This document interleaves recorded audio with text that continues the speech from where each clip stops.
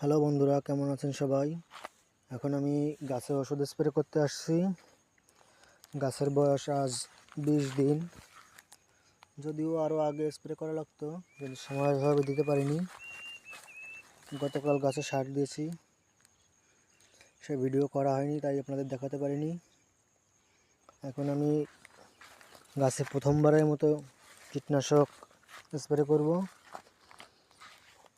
ছত্রাকনাশকও আছে। কীটনাশক দিচ্ছি হচ্ছে ব্লেকিং। এটা খুবই অল্প পাওয়ারের ওষুধ, কারণ চারা গাছ, বেশি পাওয়ারের ওষুধ দিচ্ছি না। দিচ্ছি সিলেক্ট প্লাস। এটা একটা ছত্রাকনাশক।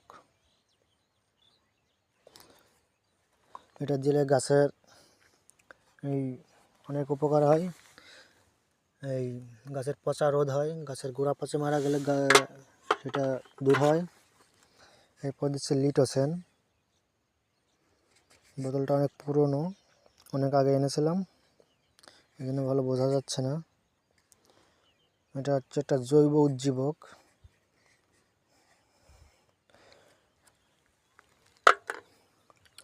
এগুলো এখন স্প্রে করবো গাছে।